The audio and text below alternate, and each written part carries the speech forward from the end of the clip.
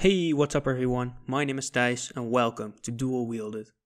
I've been busy with school, and I mean very busy. I'm basically away from home from 6 to, 6, and I'm having difficulties with spending my spare time. I have a game which I kind of want to work on. I have a YouTube channel which I kind of want to upload a video every Saturday on, and I have homework which I kind of want to do as well. Since I spend a lot of my time on school, and since I'm currently working on projects for school that are related to the channel's content, I thought I'd do a small devlog since both of the projects are games. So I attend 2 classes or courses: IT and media design and game development. Media design means writing software and designing software, focusing on the user. Think about making websites with a natural feeling to the UI, making a game that's playable using Kinect controls for an interesting user experience, or just making posters and logos. And game design, well, that kind of speaks for itself, doesn't it? The main goal for the media design project I'm currently working on is combining hard and software for a cool user experience. Meaning that, as you can probably expect if you've seen my last video, I made a game using hardware to control it. It should obviously be interesting hardware, since a keyboard, mouse and controller are hardware as well. After having many thoughts about things I could have done with a Samsung Galaxy Young, I ended up with... Wait a second.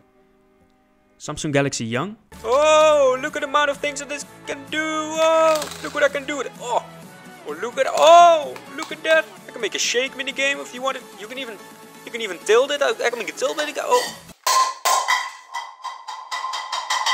Wait a second. I can even make a floor wiping mini game. Whoa! No, I actually chose to have an Xbox Kinect as a controller. So here it is. As you can see, this object is following my mouse, and when I move it fast enough, it launches a fireball in that direction. What I want to do is connect an Xbox Kinect and make this object follow my right hand instead of the mouse. This way, you'll have to punch to throw a fireball. I'll make 3 more objects and make them follow the left hand and both feet. These are red rectangles. I mean, I don't even know what to tell you. That's pretty much what you're looking at.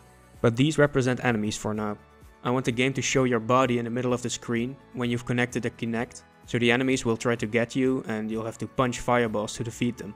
I want to give each limb a different color fireball to shoot, and give enemies corresponding colors, so that only the blue fire, produced by kicking your left leg for instance, can destroy blue enemies. I'll add some cool music and make rhythm-based patterns of enemies, and this could be a pretty cool game, something like a Kinect version of Beat Saber. So for the game design project, I'm actually working with someone else. The goal of the project is to make a mobile game that includes stuff like sound design and good level design, pretty much anything we get workshops from at school. It has to be a mobile game because most of the game development studios here in the Netherlands are mobile game developers. We wanted to make a mobile game, not just a mobile game. By a mobile game, I think about anything catch-up-like. Games where you just have to time your tap once and you win. Haha, wow, that's an amazing game, let's make 50,000 of them.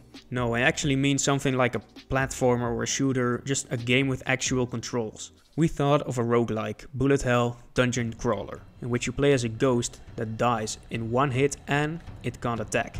Well, then how do you play the game? How do you proceed through the dungeon? Well, throughout the dungeon there will be several corpses that the player can take control of. That's when things get interesting. There are moments where you have to be a ghost and dodge enemies, and there are moments where you can take over a corpse to fight back. We're planning to put in different type of corpses for different abilities, and we've discussed about taking over enemy corpses after defeating them in combat to gain their ability, but we're not sure if we can achieve this in time.